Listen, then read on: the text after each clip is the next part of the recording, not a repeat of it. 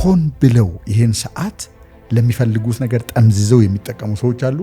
አንዳንዶቹ ሰዎች በመነዳት ወይ ስላለፈው ወይ ስለሚመጣው እያሰቡ ይሄን ጊዜ አሁን አክሰሰብል ለሆነ ነገር እንዳይጠቀሙበት የሚሆኑ ሰዎች አሉ። እያንዳንዱ ሰው የገዛ የወደፊት እጣ ፈንታውን በውስጡ ነው ተሸክመው የሚኖሩ። ከነገሮች ላይ ታሪካቸውን ስታወልቅና ራቁታቸውን ስታቆማቸው በአንተ ላይ ያላቸው ቁጥጥር በዛ ነው ሰዓት ያከትማል። ስሜት ነው ሰውን ቦታው ላይ የሚቸክለው። እውቀት አይደለም፣ እውቀት ማጣት አይደለም፣ የምትኖርበት ቦታ አይደለም። ስለ ራስህ ስታስብ ማሰብ የምትችለው የመጨረሻው አድማስ አለ፣ የስሜት አድማስ አለ። ከዛ ውጭ ማየት አንችልም።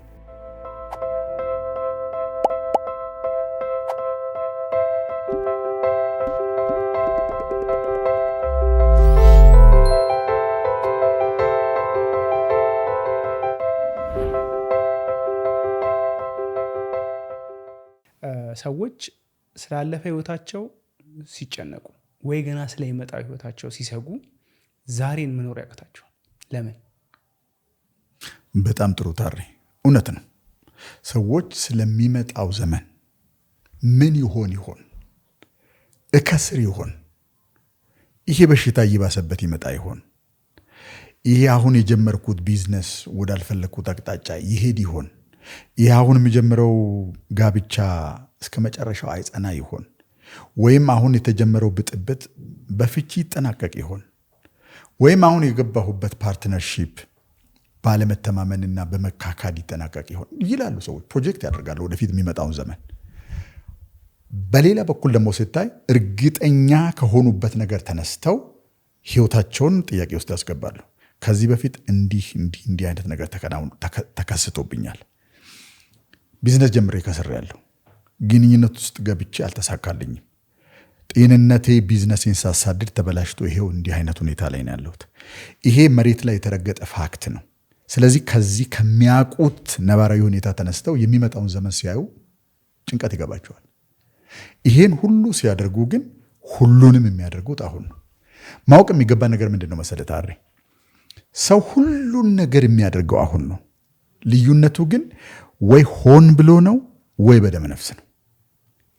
በጣም የተሳካላቸውን ሰዎችና በተለመደው ህይወት ውስጥ እየተንቦጫረቁ እድሜያቸውን የሚጨርሱ ሰዎች መካከል ያለው ልዩነት፣ ሁለቶቹም አንድነታቸው አሁን የሚባል ሰዓት ውስጥ ነው የሚኖሩት። ልዩነታቸው ግን ሆን ብለው ይሄን ሰዓት ለሚፈልጉት ነገር ጠምዝዘው የሚጠቀሙ ሰዎች አሉ። አንዳንዶቹ ሰዎች በመነዳት ወይ ስላለፈው ወይ ስለሚመጣው እያሰቡ ይሄን ጊዜ አሁን አክሰሰብል ለሆነ ነገር እንዳይጠቀሙበት የሚሆኑ ሰዎች አሉ።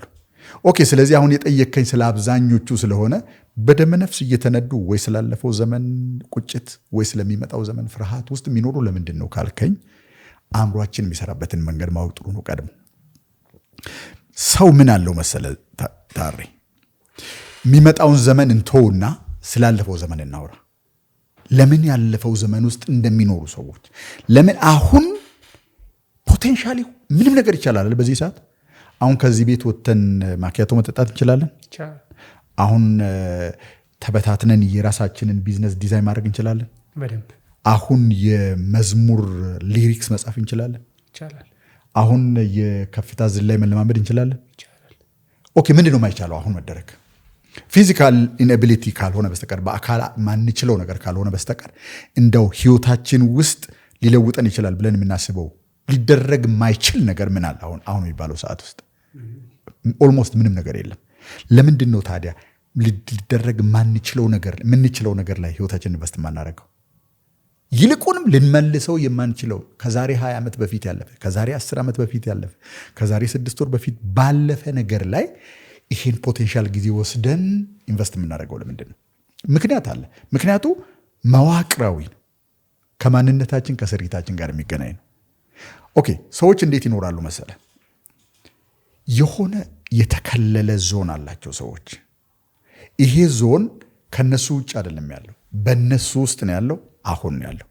እያንዳንዱ ሰው የገዛ የወደፊት እጣ ፈንታውን በውስጡ ነው ተሸክመው የሚኖረው። 99% ሰው ግን እጣ ፈንታውን ራሱ እንደሚወስን ሳይሆን የሚያውቀው ከኃላፊ ጊዜ የመጣውን ነገር ሲያወጣና ሲወርድ ኃላፊ ጊዜ ውስጥ መሆኑ ብቻ ደግሞ ሳይሆን የኃላፊ ጊዜውን ክስተት ወደፊት ፕሮጀክት እያደረገ የሚመጣው ዘመን ውስጥ ስጋት ፕሮጀክት እያደረገ ሲኖር ህይወቱን ይጨርሳል። ለምን ቢባል አእምሯችን የሚሰራበትን መንገድ ማወቅ በጣም ጠቃሚ ነው።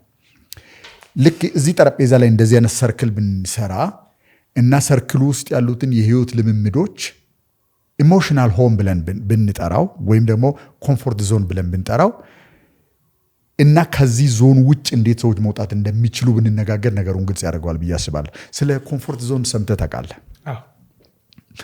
ሰዎች እንዴት ነው የሚረዱት ይህን ነገር ኮምፎርት ዞን የሚባለውን ነገር? ኮምፎርት ዞን ምቾት አድርገው ነው ሰዎች የሚያስቡት። ኮምፎርት ዞን ምቾት ያለበት የኔ ምቾት፣ አሁን እኔ እንደምሳሌ የኔ ምቾት ያለበት። ኦኬ፣ ምቾት ማለት ስትኖር ሁሉን ነገር ተድላ የሚያደርግልህ ፍስሃ የሚያደርግልህ ያኗኗር አይነት ማለት ነው አይደለም።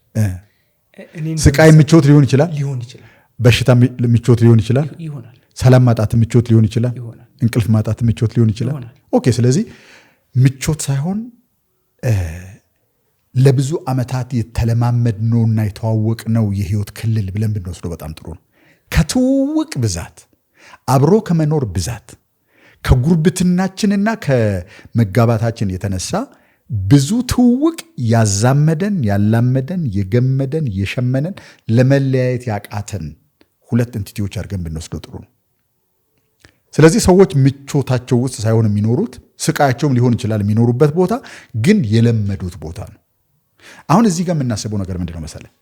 በዚህ ዓለም ላይ ስንኖር በህይወት እንድንኖር መደረግ የመጀመሪያው ሪኳየርመንት ነው። ሰው ጋብቻም እንዲያደርግ ቢዝነስም እንዲያቋቁም ምንም ነገር ለማድረግ ሞክር፣ ከሁሉ ቀድሞ የሚመጣው ነገር ምንድን ነው?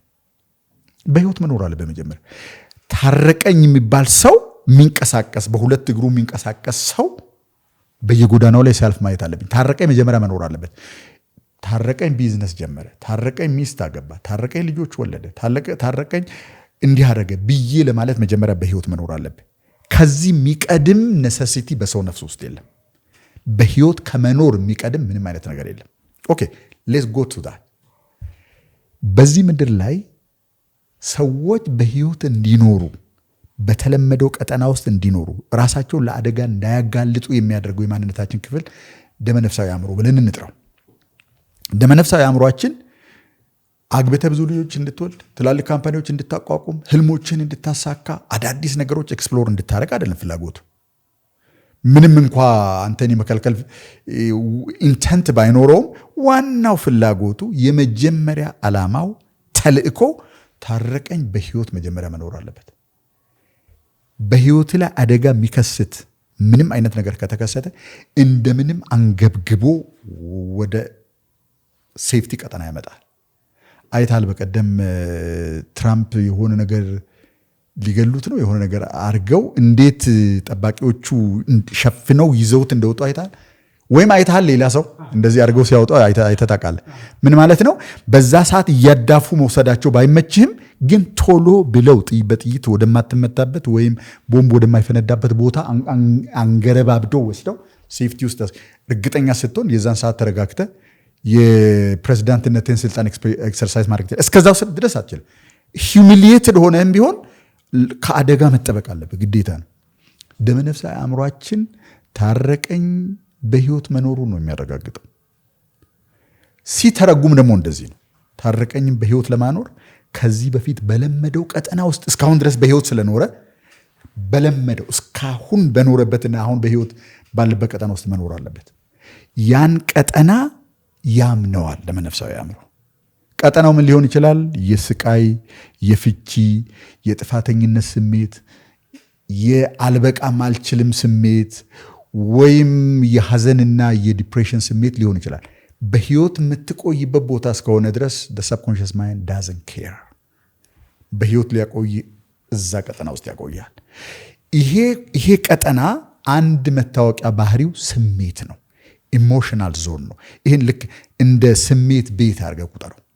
ስትገባ እዛው ስትኖር የሚኖርህ የስሜት ሬንጅ ማለት ነው። ትንሽዬ ደስ ሊል ይችላል፣ ግን አብዛኛውን ጊዜ ዲፕረስድ የምትሆን ከሆነ ወይም ትንሽዬ አንዳንዴ ኢንስፓየርድ ስትሆን ተስፋ ልታደርግ ትችላለህ። አብዛኛውን ጊዜ ግን በስጋትና ላይሆን ቢችልስ በማለት ውስጥ የምትኖር ከሆነ የስሜት ቤትህ ወይም ኢሞሽናል ሆምህ የሚሆነው መስጋቱ ነው። ነገሮችን ሁሉ በጥርጣሬ ማየት፣ ላይሆን ቢችልስ፣ ይሄ ህመም ወደ ሌላ ደረጃ ቢያድግስ፣ እንዲህ ቢሆንስ። በእንዲህ አይነት ውስጥ ነው ሰዎች የሚኖሩት። ቀጠናቸው አካላዊ አይደለም። ለምሳሌ ያህል እስካሁን ድረስ ያገኘነው ደሞዝ ወይም ገንዘብ ማክሲማም አለው፣ ጣሪያ አለው። ነክተ ነው የማናውቀው ደግሞ ቁጥር አለ ከዛ በላይ። ከዚህ በታች ደግሞ እስከ መጨረሻው ወርደን የነካ ነው የመጨረሻው ዝቅተኛ ገቢ አለ። ከዛ በታችም መውረዳችን በነገራችን ላይ በታችም በኩል አደጋ ነው፣ በላይም በኩል አደጋ ነው። ስለዚህ እዚህ ቀጠና ውስጥ ነው የሚያቆይ ሰብኮንሽስ ማይንድ። ከዚህ ልውጣ ስትል ብቻ ነው ችግር የሚፈጠረው። ኦኬ፣ በመጀመሪያ እንዴት ገባብኝ? ይህን ቀጠና ማን ሰጠኝ? ማን ነው ይሄን የስሜት ቤት ያንተ ቤት ነው ኑርበት ብሎ የሰጠኝ ካልከኝ፣ ሌሎች ሰዎች ናቸው። ደግሞ አንተ በጣም ጨቅላና ኃይል ባልነበረ እውቀት ባልነበረ ብቸኛ ጠባቂዎች ካንተ በላይ ትልልቅ የሆኑ ሰዎች መካከል ታዲግ በነበረ ጊዜ የተሰጠ ነው። ሌሎች ሰዎች ናቸው የሰጡህ። በዛ ሰዓት አንተ ምንም የምታወዳድርበት ሪፈረንስ ስለሌለ ወስደ የራስ ያደረከው ደግሞ አንተ ነህ። ስለዚህ ሌሎች ሰዎች በከለሉልህ ቀጠና ውስጥ ነው የምትኖረው ማለት ነው። የሌሎች ሰዎችን የስሜት ስፔክትረም፣ የገቢ ስፔክትረም፣ የጋብቻና የግንኙነት ስፔክትረም ነው ያንተ አርገህ የምትኖረው ማለት ነው። በሌላ አነጋገር አሁን መውጣት ራሱ የምንፈልግበት ምክንያት ምንድን ነው መሰለህ? እንዲህ ከኃላፊ ጊዜ መላቀቅ እፈልጋለሁ ይላሉ አብዛኞቹ ሰዎች። ለምን ይፈልጋሉ? ምን አረጋቸው ካልከኝ፣ እነሱ አይደሉም የፈጠሩት። የነሱ ነፍስ አይደለችም ዲዛይን ያደረገቻቸው። የሌሎች ሰዎች አስተሳሰብ የፈጠረው ግን ለኛ የግል መኖሪያ ቦታ ተደርጎ የተሰጠን ሁልጊዜ እንደተሰቃየን እንደጠላ ነው። ግን የሴፍቲ ጉዳይ ስለሆነ ለመነፍሳዊ አእምሯችን እዚቹ ክልል ውስጥ ነው፣ ይሄ የሚለወጥ ነገር አይደለም ብሎ የሚያቆይበት ቦታ ላይ ነው የምንኖረው። ከየት መጣ ካልከኝ፣ በልጅነት ከሌሎች ሰዎች የወረስነው ነገር ነው። ለምሳሌ በአንድ ኤግዛምፕል እናሳይ። ገንዘብ መቼም የብዙ ሰዎች ኢሹ ስለሆነ ገንዘብ ላይ እናውራ። ሁልጊዜ በገንዘብ ላይ እንደተጣሉ እንደተጨቃጨቁ፣ አዲስ ዓመት በመጣ ቁጥር አዲስ ልብስ መግዛት፣ ጎረቤቶች የሚያደርጉትን ነገር ማድረግ አለመቻል ባለበት ቤት ውስጥ የኖረ አንድ ሕፃን፣ በዛ ሕፃን አእምሮ ውስጥ እንግዲህ ከሰፈሩ በስተቀር ሌላ አገር መኖሩን አያውቅም።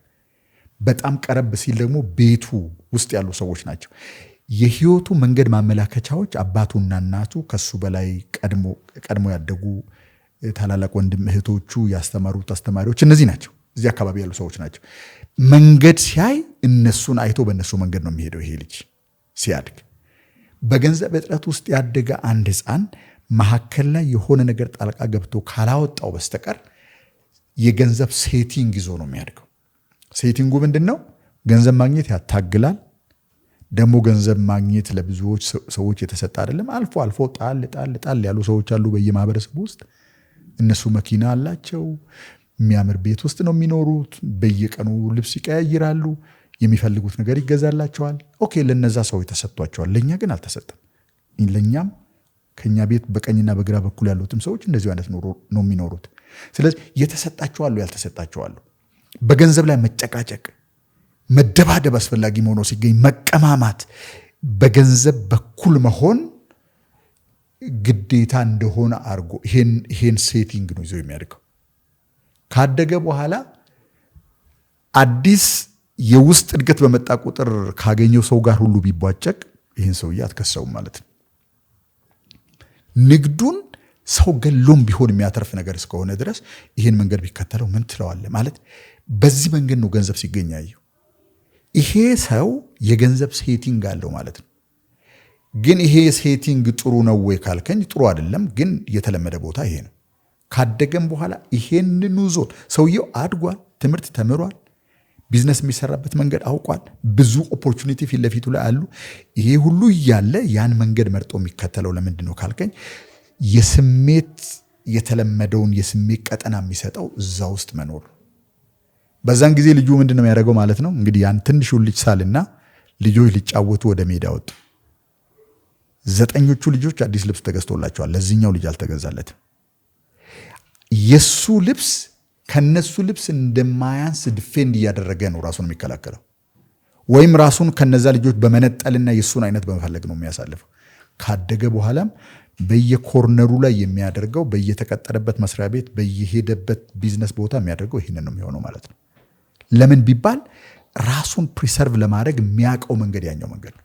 ራስን መነጠል፣ ራስን ዝቅ አድርጎ ማየት፣ ሁሉ ነገር በሚቻልበት ዓለም ለኔ አይቻልም ብሎ መቀበል፣ በዚህ ዝቅተኛ ኢነርጂ ውስጥ መኖር፣ በዚህ ስሜት ውስጥ መኖር ያ ሰው የሚያውቀው ሰፈር ስለሆነ በዛ አይነት መንገድ ነው የሚኖረው። ኦኬ በእንዲህ አይነት ስሜት ውስጥ መኖር ምቾት ነው ካልከኝ አንተ መልስ። ምቾት አይደለም። ኦኬ ስለዚህ ሰዎች የሚጠይቁት እንግዲህ ለምንድን ነው ማለት ነው? ለምንድን ነው እኔ ሰፈር ማድረገው? ለምንድን ነው በሽታ ውስጥ የምኖረው? ለምንድን ነው ማጣት ውስጥ የምኖረው? ለምንድን ነው ሁሉ ነገር ሞልቶኝ? አንዳንዶቹ ሰዎች ደግሞ ሁሉ ነገር አላቸው። ለምንድን ነው ሰላም የማጣው? ለምንድን ነው እንቅልፍ የማጣው? ለምንድን ነው ሀብቴን እንጆይ የማላረገው? እነዚህ ነገሮች በሙሉ ስሜቶች የፈጠሩት የምናውቀው ቀጠና ውስጥ የሚያኖሩን ክስተቶች ናቸው። ኢቭን አንዳንድ ጊዜ ብዙ ሀብት ኖሮን ሀብቱን እንጆይ አለማድረግ እኮ ለስቃይ መፈጠር የሚመስል አይነት ህይወት ውስጥ መኖር ማለት ነው አይደል? እነዚህ ነገሮች በሙሉ የምንኖርበት ቀጠና ኢሞሽናል ሆም ማለት ምን ማለት መሰለህ? ውለውለህ የምትመለስበት ማለት ነው። ፈንገጥ ስትል ወዲያው የምትመለስበት የምትኖርበት ቦታ ማለት ነው። እነዚህኞቹ ለአንዳንዶቹ ሰዎች የጥፋተኝነት ስሜት ነው። ለአንዳንዶቹ ሰዎች በራስ አለመተማመን ነው። ለአንዳንዶቹ ሰዎች ህፍረት ነው። ለአንዳንዶቹ ሰዎች አልበቃም ማለት፣ አልደመጥም፣ አልወደድም ማለት። እነዚህ ስሜቶች ጎጂም ቢሆኑ ሰዎቹ የለመዱትና ራሳቸውን በልጅነታቸው ፕሪሰርቭ ያደረጉበት መንገድ ከሆነ እዛው ዞን ውስጥ ነው የሚኖሩት ማለት ነው። እንግዲህ ካደጉ በኋላ ምኞቶች ይኖራሉ። ተማርክ፣ ዩኒቨርሲቲ ገባ፣ ተመረክ፣ ስራ ያስክ፣ ጓደኞችን ማየት ይጀምራል። አንዳንዶቹ ቢዝነስ ጀምረው ትልልቅ ደረጃ ላይ ደርሰዋል። አንዳንዶቹ ሮጠው ሪከርድ ሰብረዋል። አንዳንዶቹ የሆነ ነገር አድርገዋል። በዚህ ሰዓት የውስጡን በውስጥ ይዘ የሚያስበው አእምሮ አዳዲስ ነገሮችን ኤክስፕሎር ማድረግ ይጀምራል። አሁን እንግዲህ ሁለቶቹ አእምሮች እንዴት እንደሚቃረኑ እዚህ ጋር እንድታይ ነው። ደመነፍሳዊ አእምሮአችን በለመድነው ቀጠና ውስጥ በህይወት ማቆየት ነው እንጂ የሚፈልገው ህልምህን ማሳካት፣ አዳዲስ ነገሮች እንድትፈጥር፣ ሄደ የማታውቅበት ሀገር ሄደ እንድትጎበኝ ምናምን አይደለም። ብትጎዳም ብትጠቀምም እዚሁ በህይወት የምትቆይበት እርግጠኛ የሆንክበት ቦታ ኖር ነው። ሌላ ከዚህ ጋር የሚቃረን አእምሮ ደግሞ አለ። ፓወር የለውም፣ ጉልበት የለውም፣ ግን ምኞቶች አሉት፣ እቅዶች አሉት፣ ህልሞች አሉት።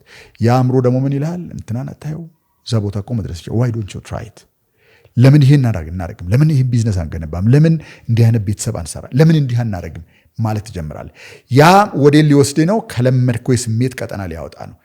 ልክ ልትወጣ ጫፍ ላይ ስትደርስ መጎተቻዎች አሉት፣ ጎትቶ ወደ ነበርክበት ቦታ ይመልሳል። ምኞትህ ሌላ ነው፣ ኑሮህ ግን እዚህ ነው።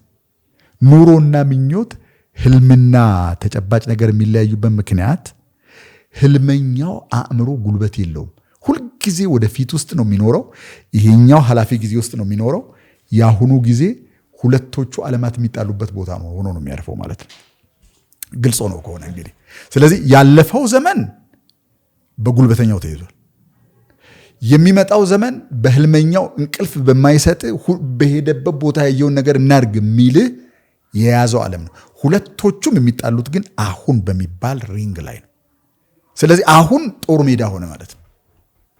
በዚህ አይነት ሁኔታ ውስጥ ያሉ ሰዎች ናቸው እንግዲህ ምን ሆኜ ነው እንደዚህ የሆንኩት?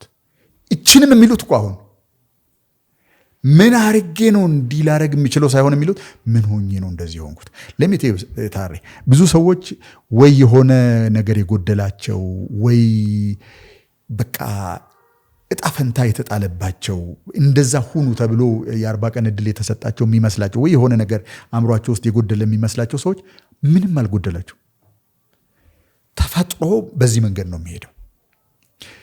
እኛም በህይወት ለማቆየትና እንድንኖር ለማድረግ ነው ደመነፍሳዊ አእምሯችን በተለመደው ክልል ውስጥ የሚያቆየን እንጂ እኛን ለመጉዳት አይደለም። ይሄ የሰው ልጆች ሁሉ ባህሪ ነው እንጂ የሰው ልጆች ሁሉ አሰራር ነው እንጂ ለተወሰኑ ሰዎች የተሰጠ ለተወሰኑ ሰዎች ያልተሰጠ ነገር አይደለም። ግን ይችን ነገር ለጥቅማቸው የሚጠቀሙበት ሰዎች አሉ። ያችን የተለመደችዋን ዞን ወደ ሌላ አይነት የተለመደ ዞን የሚቀይሩ ሰዎች አሉ። ኦኬ፣ ያን ከማውራታችን በፊት ግን እዚህ ውስጥ ስንኖር ለምን እንደማንወጣና ለምን እየተጎተትን እንደምንመለስ ሰብኮንሽስ አእምሯችን የሚጠቀምባቸውን ታክቲኮች ልንገርህ። አንደኛውና በጣም አስገራሚው ነገር አመክንዮ ነው። ምክንያት መስጠት። ለምሳሌ ወደ ቅድሙ ልሄድልህ። ቢዝነስ መጀመር ፈለገ። ያ የቅድሙ ልጅ ቢዝነስ መጀመር አንደኛ የውስጥ ተሰጥኦን አውጥቶ ለሌሎች ሰዎች እሴት ፈጥሮ ሌሎችን ሰዎች ጠቅሞ አገልግሎ ገንዘብ ቢያገኝ እሱ ከጥረቱ ይላቀቃል፣ ክሪኤቲቪቲውን አንሊሽ ያደርጋል፣ ለሌሎች ሰዎች ደግሞ ህይወት መሻሻል ምክንያት ይሆናል። ይህ አሁን በየትኛው አመክንዮ መጥፎ ነው? መጥፎ አይደለም። ግን ልክ ሊጀምር ምክንያቶችን ማፈላለግ ይጀምራል፣ ማጥናት ይጀምራል። ቢዝነስ እንዴት ነው የሚጀምረው? እኔ ገንዘብ የለኝም፣ መነሻ ካፒታል የሌለው ሰው ወይም ደግሞ መነሻ ካፒታል የሚያስፈልገው ከሆነ ቢዝነሱ የሌሎች ሰዎችን ካፒታል እንዴት ነው አክሰስ ማድረግ የሚችለው? እንዴት ነው ላቋቁሞ ለፈለግኩት ቢዝነስ ካፒታል የማገኘው? በምን አይነት ቢዝነስ ሞዴል፣ በምን አይነት ሬቨኒው ስትሪም፣ ምን አይነት ኮስት ስትራክቸር ነው የሚኖረኝ? ይሄን አጥንቶ ወደ ተጨባጭ ቢዝነስ ዲቨሎፕ ለማድረግ ቁጭ ብሎ መጽሐፍ ሲጀምር ያልተለመደ ነገር ይመጣል። ይችን ቢጽፍና ለሆነ ሰው ቢያሳይ እኮ አንድ ግለሰብ በእጁን ጨብጦ እኮ እንደዚህ ቢነግረው ያ ሰው የህይወትን ሊለውጥ ይችላል። ሁኖስ ግን ምንድነው ልክ ይሄን ሲያስብ ወደዚህ መለስና ምክንያታዊነት እንዴት ለገዛ ደትሪመንታችን እንደምንጠቀምበት እንድታየው ነው። ከዚህ በፊት ቢዝነስ ኖሮኝ አያውቅም። ያ ልምድ የለኝም። የስ በዛ ላይ ደግሞ አሁን የማደርጋቸው ጥናቶች አሳምፕሽኖች ናቸው እንጂ የተሞከሩ አይደሉም። አላቃቸውም። ስለዚህ ለምን ጊዜ ወስጄ ለ6 ወር መጀመሪያ ጥናት ለምን አላረግም? ያልሆነ ነገር ራሴን ከትቼ ከስሬ እንደገና ደግሞ ተመልሼ ከምሸማቀቅ ለምን ጊዜ ወስጄ በደንብ አብራርቼ አላጠናው? ኦኬ የሚቀጥሉትን 6 ወራት አይደለም 2 ዓመታት ይሄ አናሊሲስ ፓራሊሲስ የሚባል ነገር አለ። ማጥናት ብቻ ስራው ይሆናል። ያጠናል፣ ምንም የሚተገበር ነገር የለም። ያወጣል፣ ያወርዳል። አሁን ባለንበት ዘመን ደግሞ የሚጠና ነገር አስረጅቶ ይገላል እንጂ መቼም ጨርሻለሁ ከዚህ በኋላ የሚጠና ነገር የለም የምትልበት ጊዜ የለም። በጣም ያንገላተዋል ይሄ ማጥናት የሚባለው ነገር። በኋላ ላይ ወደ ተስፋ መቁረጥ እያዘነበለ ይመጣል። ስለዚህ መጀመሪያ እንዲተው ያደረገው ነገር ምንድን ነው ማለት ነው? ምክንያት መስጠት። ፐርፌክት አይደለሁም፣ ልምድ የለኝም፣ መነሻ ካፒታል የለኝም፣ ወይም ደግሞ እንዲህ ተጨማሪ ነገሮች ያስፈልጉኛል ማለት ለጊዜው ትክክለኛው ዊዝደም ቢመስልም ግን አሁን ሰውየው ለተነሳበት ነገር ትክክለኛ ነገር አይደለም። ማድረግ የሚገባው የሚጨበጥ መሬት ላይ የሚነካ ነገር መኖር ይችል ነበር። አንደኛው ልክ ያ ነገር ወዴት እንደሚወስድህና ምን አይነት የስሜት ቀጠና እንደሚፈጥር ሲያቅ ደመነፍሳዊ አእምሮ በገዛ ራስህ ኢንቴሊጀንስ ያሳምንህና ወደ ነበርክበት ቀጠና ይመጣል። ልክ ወደ ቀጠና ስትመለስ ታጠናለህ እንጂ ቢዝነሱን አትጀምረውም ማለት ነው። ካጠናና ቢዝነሱን ካልጀመርከው ሪል ለውጥ ስለማይመጣ ደመነፍሳዊ አእምሮ ቀጠና ውስጥ እስካለ ድረስ ችግር የለበትም፣ ያቆያል እዛ ቦታ ላይ። አንደኛው ይሄ ነው። በተለይ በጣም ኢንቴሊጀንት ሰዎች፣ በጣም የተማሩ አገር የሚለውጥ እውቀት ያላቸው ብሪሊያንት የሆኑ ሰዎች ባሉበት ቦታ የሚረግጡበት ብቸኛው ምክንያት ኢንቴሊጀንስ ስለሌላቸው እውቀት ስለሌላቸው ሳይሆን they are not allowed to move ወደ ፕራክቲስ እንዲገቡ አይፈቅድላቸው። ወይ ለምን መሰለህ? መንካት ማድረግ መጽሐፍ እንኳን ስሜት ይፈጥራል እኮ። ልትፈጥር ያሰብከውን ነገር መሬት ላይ መጽሐፍ ስትጀምር የሆነ ከዚህ በፊት ተሰምቶ የማያውቅ ኦኬ ይሄ ነገር ሪል ሊሆን ነው ማለት ስትጀምር ሰውነት ኤክስፔሪንስ አድርጎት የማያውቀው ስሜት መንቀሳቀስ ይጀምራል። ባዕድ ነው ይሄ ነገር። ስለዚህ it must be cast out። ደመነፍሳዊ አእምሮ እርግጠኛ የሚያደርግህ ነገር ቢኖር በየትኛውም ነገር ዋጋ at any cost በህይወት ኑር፣ ሌላው ነገር ይቅርብን። የሚያስበው አእምሮ ደግሞ የሚመጣውን ነገር የሚፈጥረውን ዓለም ሲሙሌት ያደርጋል። ግን ወደዚህ ተመልሶ የሚገዳደረውንና ሊያሸንፈው የማይችለው ኃይል እንዳለ አያውቅም። ሁለቶቹም በዚህ መንገድ ጎን ለጎን እየሄዱ ይቀጥላሉ። አንደኛው አመክንዮ ነው። አይተታቃለ እንደዚህ አይነት እንትን የጎዳቸው ሰዎች በጣም የተማሩ ሰዎችን ቢዝነስ ጀምሩ በላቸው የሚነግሩ ትንተና ያስደምማል። ግን they will never start a business። ሞኝ ሰዎች ቢዝነስ ይጀምራል። ያልተማረ ሰው ችግር የለበትም ቢዝነስ እንጀምር ይላል። ለምን መሰለህ? አይተነትነውም። ይሄ አናሊቲካል ነገር ይሄ ተንትኖ በተለይ ደግሞ ኔጌቲቭ ነገሩ እንዲህ ይሆናል፣ ከዛ በኋላ እንዲህ ይሆናል፣ ከዛ በኋላ እንዲህ ባይሆንስ። ስዎት የሚባል ነገር አለ። ስዎት አንደኛው የኢንተሌክቹዋሎች ራሽናላይዜሽን አንደኛው እሱ። አጠገብ የወደ ሰው መጥቶ ሱቁ ይከብት ሰዎች ማለት ይሄ ነው። ፖሊሲ ቢቀየርስ እና ምን ልታደርግ ነበር? መጥቶ የሚከፍተውንም ሰው ያልተቆጣጠረው ፖሊሲውን መተቆጣጠረው እንዲሁ በሚያምር ቋንቋ የተከሸነ ምክንያት እየሰጠ እዛው ላይ ያስረጃል ማለት ነው። አንደኛው ይሄ ነው። ስለዚህ ከጥፋተኝነት ስሜት ነፃ ሆነናል ማለት ነው። ምክንያት አገኘን ማለት ነገሩን አላደረግነውም፣ ግን ላለማድረጋችን በቂ ምክንያት አለ። ስለዚህ nothing አንደኛው ይሄ። ሁለተኛው ደግሞ ይሄ ብዙ ጊዜ አካላዊ ነገር የሚያስፈልገው እንደዚህ መንቀሳቀስ ወይም ደግሞ የሆነ ኤነርጂ የሚፈልግ ነገር ላይ ሲሆን ደግሞ ያልተጠበቀ ፋቲግ ይሰማል። ስታደርገው ነበር ነገሩን። አሁን መጻፍ ያደክማል። አይኖችህ ተከፍተው እንዲቆዩ የግርባባቸውን መሸከም እስከማይችሉ ድረስ ልትንዘለዘል ትችላለህ። ፋቲግ ይሰማል ማለት ነው። በነገራችን ላይ ሰውነትን ወዲያው ከሚያሳምኑ ነገሮች መካከል አንደኛው ፋቲግ ነው። ስለማልችል ምን ማድረግ እችላለሁ? ማውራትም እኮ ሊያስቸግር ይችላል። ስለዚህ ፋቲጉ ደግሞ ኖርማል እንዳልሆነ የምታውቀው ምንድን ነው? ሰዓቱ ሲደርስ ልክ ያችን ድንበር የምትሻገርበትን ነገር ማድረግ ሲጀምር ነው የሚመጣው። ከተውከው እና ወደ መደበኛ እንትን ከተመለስ ኃይሉ ተመልሶ ይመጣል። ፋቲጉ የለም። የደከመኝ መስሎ ነበር፣ ምን ሆኜ ነበር የደከመኝ ምናምን ትላለህ ማለት ነው። ስለዚህ ሳብኮንሸስ ማይንድ አንዱ የሚያስቆምበትና ወደ ክልሉ የሚመልስበት ነገር ኃይልህን ከውስጥ ያነሳና ደን ወደ ቦታ ስትመለስ ኦኬ፣ በተለመደው ዞን ውስጥማ ችግር የለም ይመልስልሃል። you can do anything። ኦኬ፣ ሁለተኛው ይሄ ነው። ድክም ያደርግሃል፣ ኃይልህን ከውስጥ ስልብ ያደርጋል። ኢቭን መፈለግ ምኞትህን ሁሉ ነው የሚያጠፋብህ። ስለዚህ you begin to settle back። ሶስተኛው ዳውት ነው። ይሄ በብዙ ሰዎች እንትን ውስጥ ያለ ይመስለኛል። ዳውት ጥርጣሬ ማለት ነው። ከመሬት ተነስተህ ትጠራጠራል። ስታደርገው ነበር፣ ብዙ ጊዜ ወስዳ አጥንተሃል፣ እንደሚሰራ አረጋግጠሃል። በልብ ውስጥ ታውቀዋለህ፣ ግን የሆነ ሆድ ባርባር ይልሃል። ላይሆን ቢችልስ፣ ባይሳካልስ፣ ይሄ ቢዝነስ ቢከስርስ፣ ከእንትና የተቀበልኩትን ገንዘብ አጥፍቼ እንደገና ጎዳና ላይ ልወጣ ነው። አንዳንድ ጊዜ ኦቨር ሄደ 2 ዓመት 3 ዓመት በኋላ የሚሆነውን ነገር ጭምር አሁን ላይ አምጥተህ ሲሙሌት ማድረግ ትጀምራለህ። ዳውት ታደርጋለህ። ልክ ኢንቨስተሮቹ ፊት ለፊት ሄጄ ፒች ሳደርግ መናገር ባልችልስ፣ አፌ ቢቆላለፍስ፣ ባያምኑብኝስ? እነዚህ ነገሮች በሙሉ የምንፈጥራቸው ስቶሪዎች ናቸው፣ ሪል አይደሉም። ሪሉ የሚታወቀው ቦታ ላይ ሄደ ስታይ ብቻ ነው።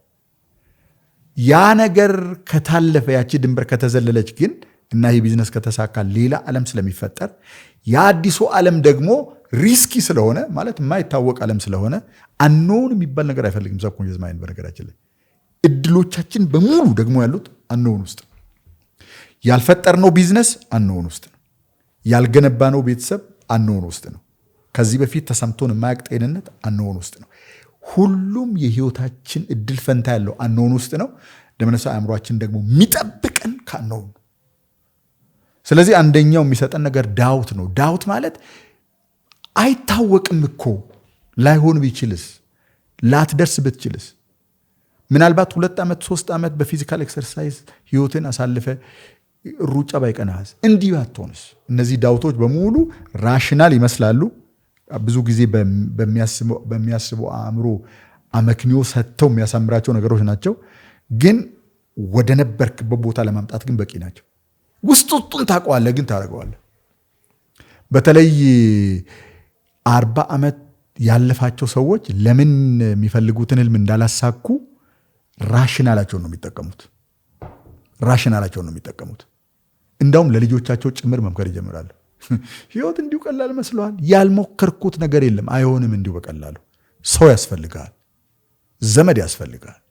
ካንተ በፊት ቀድሞ የሆነ ነገር ያደረገ ሰው ቤት ዘመድ ውስጥ መኖር አለበት። እውነት ይመስላል አይደል? ይኸው እንትና ቤተሰብ ውስጥ እንትና አለ፣ እሱ ነው ቤተሰቡን ያነሳው። ማን አለ አንተ? ተመልከት ወደ ላይም ወደ ታች፣ በጎንም ኖበዲ። እነዚህ አመክንዮዎች ለጊዜው እውነት ይመስላሉ፣ ነገሩን አይለውጡትም። ግን ኃላፊነቱን ወስዶ አርጎታል፣ ግን ስላልተቻለ ነው ብለህ እንድትቀበል ያደርገዋል ማለት ነው። በዚህ በተለመደው ክልል ውስጥ ያቆያል። አዲስ ስሜት ስትሞክር አዲስ ተሰምቶ የማያቅ ደስታ፣ ተሰምቶ የማያቅ የራስ መተማመን፣ ተሰምቶ የማያቅ ኢንስፒሬሽን ሲሰማህ እና ይሄ ነገር እንግዳ ከሆነ you will be dragged back to the familiar emotional zone። ስለዚህ የሚፈቅድልህም የሚከለክልህም ውስጥ ነው ያለው ማለት ነው በሌላ አነጋገር። ሁሉም ነገር ደግሞ የተያዘው ከስሜት ጋር ይኸው ሁልጊዜ ስናወራ ኢሞሽን የደመነፍሳዊ አእምሮ ቋንቋ ነው እንላለን አይደል? ደመነፍሳዊ አእምሮ ንግግሩም የሌሎችን ንግግር የሚሰማውም በኢሞሽን ብቻ። በኢሞሽን ይነግርሃል። ዝም ያለ አእምሮ ካለ ኢሞሽኑን ትሰማዋል። የሚንጫጫ አእምሮ ካለ you can't listen። እዚሁ አካባቢ ለሚሆነው ነገር ነው እዚሁ አካባቢ ያለው ነገር ነው እውነታ የሚመስልህ። ስሜቱን ካየህ ቁጭ ብለህ ተረጋግተህ ስሜቱ ምን የሚከናወነው ስሜት ካየኸው ግን you know something is happening። ስለዚህ በዚህ መንገድ እዛው ቦታ ላይ 20 ዓመት 10 ዓመት 15 ዓመት 20 ዓመት እንቆያለን። ምክንያት እየሰጠን እንቀጥላለን። በስተርጅናችን አካባቢ ግን እናውቀዋለን ትክክል እንዳልሰራ። ያ ሁሉ የሰጠነው አመክንዮ ያ ሁሉ ዳውት ትክክል እንዳልሆነ ደፍረን ማድረግ ይገባን እንደነበረ እናውቀዋለን። ከዚህ በፊት ስፕራውት የሚባል ዌብሳይት ማን ነው ዩቲዩብ ቻናል ላይ ያየሁትን ነገር ነግሬያቸዋለሁ። በኋላ ነው የሚገባን። ብዙ የቀሩ አመታቶች በሌሉን ጊዜ ኃይላችን በደከመ ጊዜ ያን ነገር ብናቅ ምንም አይጠቅመንም። ስለዚህ እነዚህ ነገሮች በሙሉ ባለንበትና በለመድነው ቀጠና ውስጥ እንድንቆይ የሚሰጡን ማሳመኛዎች ናቸው እንጂ they are not real። አሁን ይሄን የሚሰማ ወጣት ካላፊ ጊዜ እንዴት ነው መላቀቀው ካለ የምሰጠው መልስ ካላፊ ጊዜ መላቀቅ አያስፈልግህም ነው። እንዳይላቀቅ የሚያደርገው ቬሪ ቲንግ ምንድነው መሰለ? ለመላቀቅ በጣም መፈለጉ። ለምን ካላፊ ህይወት ጋር ትላቀቃለህ? you don't have to። ሌላ የምናደርገው ነገር አለ። ኦኬ፣ እሱ ነው ትልቁ ጥያቄ። እንግዲህ እዚህ ውስጥ ቅድም እንዳልነው ቤቱ የምን ቤት ነው ብለና ኢሞሽናል ሆም ነው። ኦኬ፣ ከኢሞሽን ነፃ የምንሆንበት ጊዜ አይኖርም። እንዳው የተለየ ስፒሪቹዋል ኢንላይት እንዲሆነ ከዚህ ዓለም ራሱን ነጥሎ የሚኖር ሰው ካልሆነ በስተቀር እዚህ ዓለም ውስጥ እስከምንኖር ድረስ አንዱን የስሜት መዋቅር ብታፈርስ ሌላ የስሜት መዋቅር ነው የምትገነባው። ዞሮ ዞሮ ያ የገነባው የኢሞሽን መዋቅር የሆነ በውጭ በኩል የሚገለጥ የህይወት አይነት አለ። ገንቢውም አፍራሹም ኢሞሽን ነው ማለት ነው። የሆነ አይነት ኢሞሽን አንተ ውስጥ አለ ማለት ከዛ ኢሞሽን ከዛ ስሜት ከዛ መዋቅር ጋር የሚመሳሰል የህይወት ውጤት በውጭ በኩል አለ ማለት ነው። ስለዚህ the point is how can we deal with emotion? ጥያቄው ስሜቱን እንዴት ነው የምናየው፣ እንዴት ነው የምንለውጠው ነው። የመጀመሪያ የሚቀርመው ነገር አዌርነስ ነው። ለመለወጥ የፈለግከውን ነገር ማታቀው ከሆነ የማታየው ከሆነ የማዳስሰው ከሆነ በምንም አይነት ማወቂያ ማታቀው ከሆነ you can't change it። ስለዚህ የመጀመሪያው ደረጃ ይህን ነገር ለመለወጥ የምንጠቀመው አዌርነሳችንን ነው። let's say ቢዝነስ መጀመር ፈለግ የቀደሙን ልጅ እናምጣና ቢዝነሱ ጥሩ ቫልዩ እንደሚፈጥር ለሰዎች እንደሚጠቅም ለአንተ ገቢ እንደሚያስገኝ ፈጠራህን እንድታወጣ እንደሚያግዝ 100% ደጋግመህ አጥንተህ አይተዋል። ይሄ ሪል ነው። ግን በማታውቀው ነገር ምክንያት የማድረግ ሞመንተምህን ግን አጥተዋል። የሆነ ፍርሃት የሆነ ጥርጣሬ ላይሆን ቢችልስ፣ አንዳንድ ጊዜ ደግሞ አንዳንድ እርግጥ ፊት ለፊት ያሉ ማስረጃዎችን እየጠቀስክ ላይሆን ቢችልስ ወደሚለው ነገር እያዘመምክ ነው። ኦኬ፣ አሁን የሚያስበውን አእምሮህን ቁጭ አድርገውና ለብቻት ቁጭ በል። አሁን እኔ እናንተ እንደተቀመጥ ነው። ከዛ በኋላ እስኪ ተረጋግተህ አእምሮህን ስክን አድርግና ስሜቱን አዳምጠው። እንትኑን ተው። የምትሰጣቸውን መግለጫዎችና ማሳመኛ ትንታኔዎች ተውና ወደ ሰውነት ውስጥ በአዌርነስ ግባና ልክ ያ መጠራጠር ሲሰማ ሰውነት ውስጥ where is that feeling? ምንድነው የሚሰማ ስሜት? ሲምፕሊ ጠቅላላውን አዌርነስን ትኩረትን ውሰድና የሚሰማ ስሜት ላይ ብቻ አተኩር። አሁን እንግዲህ በምን እውቀት ነው ያን የምታደርገው? ስሜቱ የሆነ መልእክት ነው እንጂ እየሰጠ ያለው የመጨረሻም የመጀመሪያም ነገር አይደለም። ስሜት ፍላክቹዌት የሚያደርግ የሚገነባ የሚፈርስ ኢቮልቭ እያደረገ የሚሄድ ነገር ነው። that's it። በቃ ሲምፕሊ ከዚህ በፊት የኖርከው ኑሮ እንዴት ይመስል እንደነበር ብቻ መልእክት የሚሰጥ ነገር ካልሆነ በስተቀር ሌላ ምንም አይነት የተጨበጠ ካንተ አይደንቲቲ ጋር የሚገናኝ ነገር የለው። ስለዚህ ወይ እያሰብክ በውስጥ በኩል እየተሰማ ያለው አልበቃም፣ ለዚህ ነገር አድኩዌት አይደለም ወይ አይገባኝም የሚል ስሜት ሊሆን ይችላል። stay with it። ብዙዎች ሰዎች ከዚህ ነገር ጋር የሚጋጩት ለምን መሰለ? ወይም ደግሞ ሊያጠፉት የማይችሉት ለምን መሰለ? ስሜቱ እንዳይኖር ነው የሚታገሉት። ይሄን የማድረግ አለመቻል ስሜት፣ የኃይል አልባነት ስሜት ይገዳደሩታል፣ ሊያጠፉት ነው የሚታገሉት። ባደረከው ቁጥር የበለጠ ሪል እና ቪቪድ እያረከው ነው የምትሄደው። ከዛ በፊት ስሜቱ ከሆነ ይህን ህይወት የገነባው ይህን አሁን የምታየውን ልትለውጠው የፈለግከውን ህይወት የገነባው በውስጥ በኩል የተገነባ ኢሞሽናል ሆምህ ከሆነ እና ያ ኢሞሽናል ሆም ደግሞ ነገሮችን ማድረግ አለመቻል የኢንአዲኩዌሲ ስሜት ከሆነ ፊል የምታደርገው መታገል አቁምና መሳሪያዎችን ጋሻን ሻቦላህን ምናምን በሙሉ ቁጭ አርግና ፊልድ ስሜቱን ባለበት መንገድ ይው ጃጅ አታርግ፣ ሬዚስት አታርግ። እንዲህ ስለሆነ ነው እንዲህ የሆነው ምናምን ማለቱን ተውና ስሜቱ ላይ ብቻ አዌርነስን አድርገ ተመልከተው። ልክ እኔ እናንተ ፊት እንደምን ሳጃጅ ሳላረግ ሳልፈርድብ መልኩ እንደዚህ ነው፣ ጠይም ነው፣ ጸጉሩ እንደዚህ ተቆርጧል ሳልን አንተን ኤክስፒሪየንስ እንደማድረግ ማለት ነው። without any judgment can you just do that? ይህን ስታደርግ ምን ይሆናል መሰለ?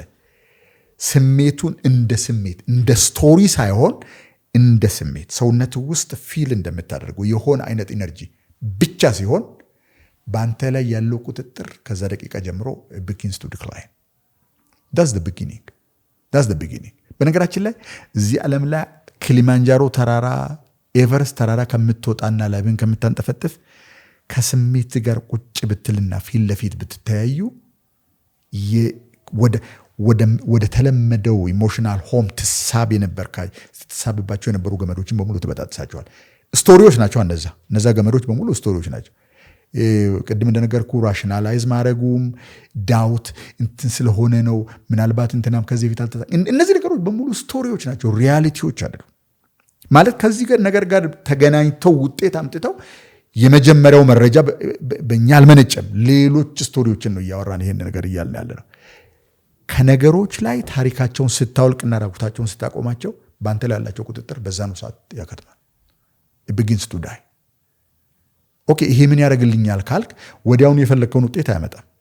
ግን ህይወትን በምትፈልገው መንገድ እንድትመራ ስበቱን ወደ ትሳብ የነበርከውን ወደ ሆነ አይነት የማትፈልገው ኢሞሽናል ሆም ትሳብ የነበርከው የሚስቡህን ገመዶች በሙሉ ይበጣጥስልና it gives you the freedom to do anything። ኦኬ ይሄን ካደረክ በኋላ ብቻ ነው አዲስ ስሜት መጋበዝ የሚችለው። ይሄ ስሜት ቦታው ላይ እስካለ፣ ይሄ ኢሞሽናል ግራቪቲ ቦታው ላይ እስካለ ድረስ ልትፈጥረው ከፈለከው አይነት ህይወት ጋር አብሮ የሚሄዱ በውስጥ በኩል ያሉ ኮረስፖንዲንግ ኢሞሽኖችን መፍጠር አይችልም። this is the beginning ማለት ነው። ኤፈርትለስ ሲባል ብዙ ጊዜ ሰዎች ይሁንብኝ ብሎ እጅ እንደመስጠት ይመስላል። አይደለም።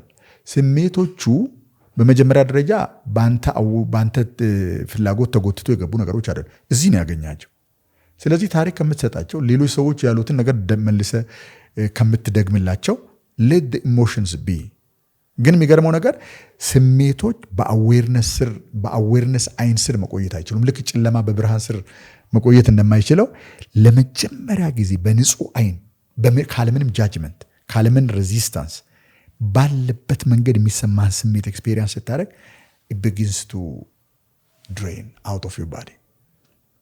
ኦኬ ይሄ መጀመሪያው ነገር ይሆናል።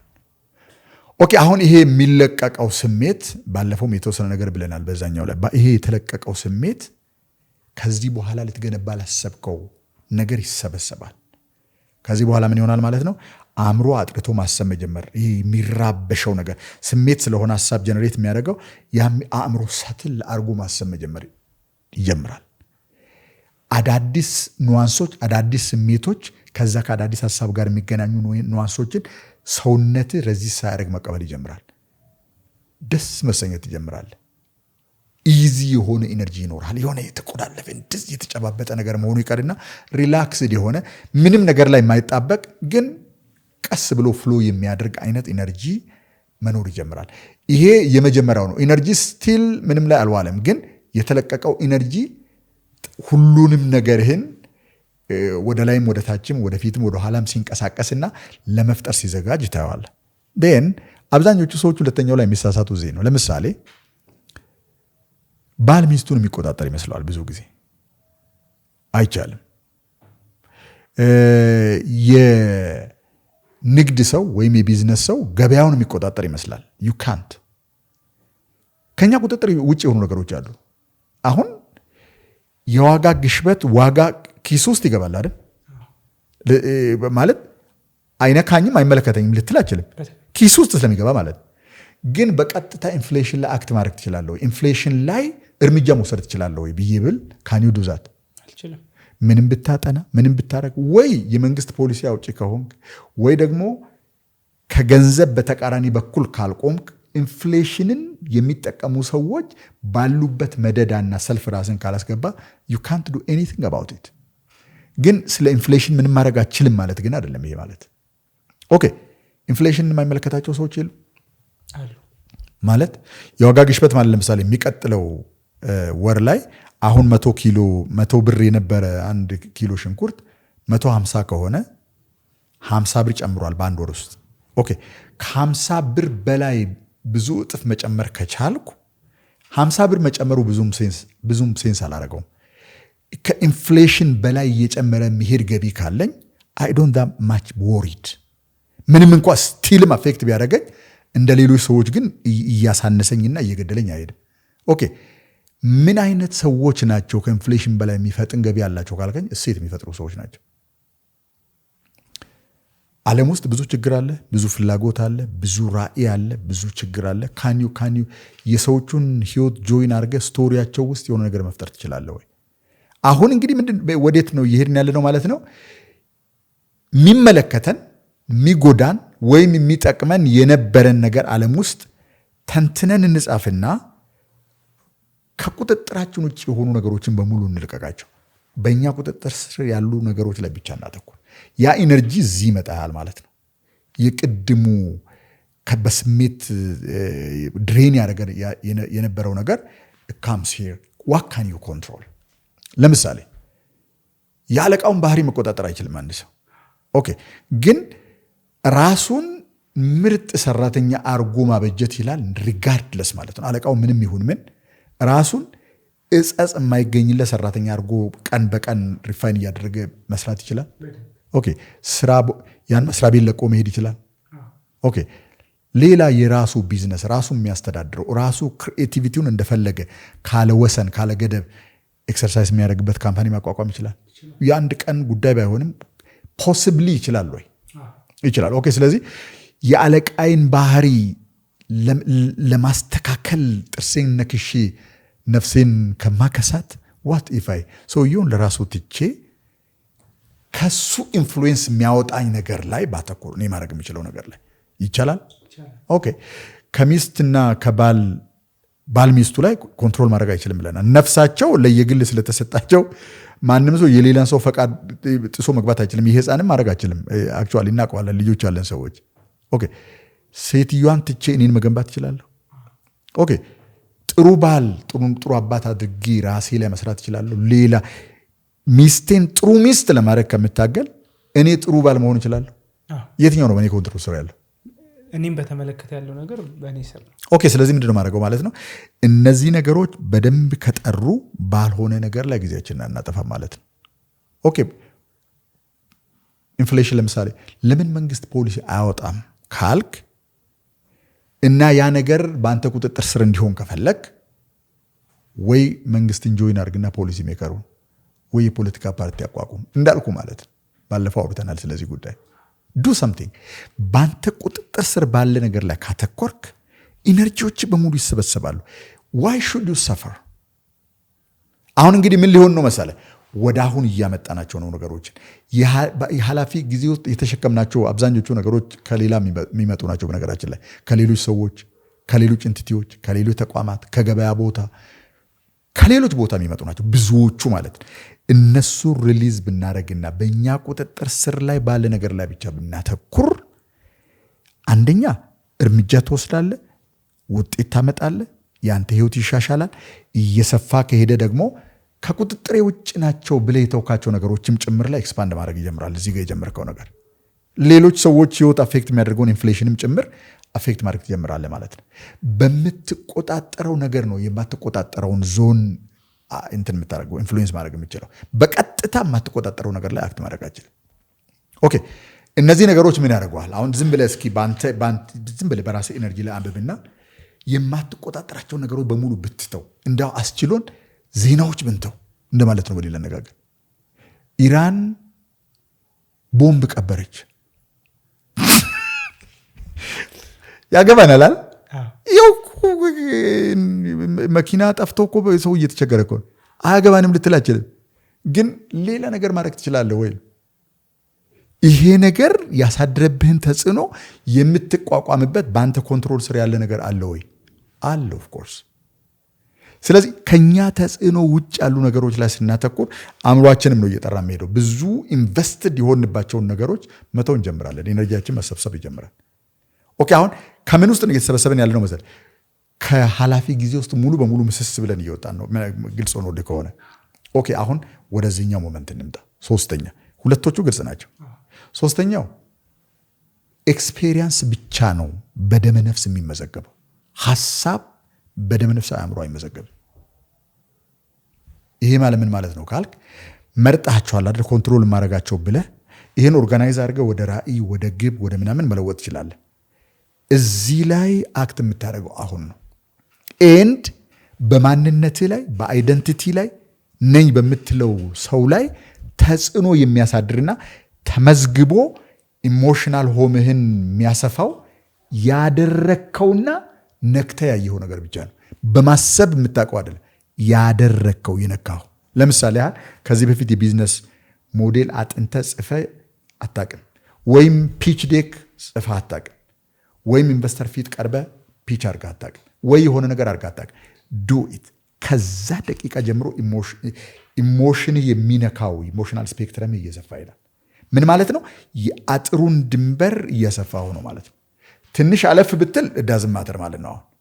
ባደረከውና በኤክስፔሪየንስ በተመዘገበ ቁጥር ነኝ የምትለው ሰውዬ የተለወጠ ይላል። ምክንያቱም ውጤት መሬት ላይ መምጣት ይጀምራል። ውጤቱ በመጣ ቁጥር ከማንነት ጋር ስለሚያያዝ ስሜት የሚደርስበትን ቦታ እየሰፋው ነው የሚሄደው። that's when things begin to expand።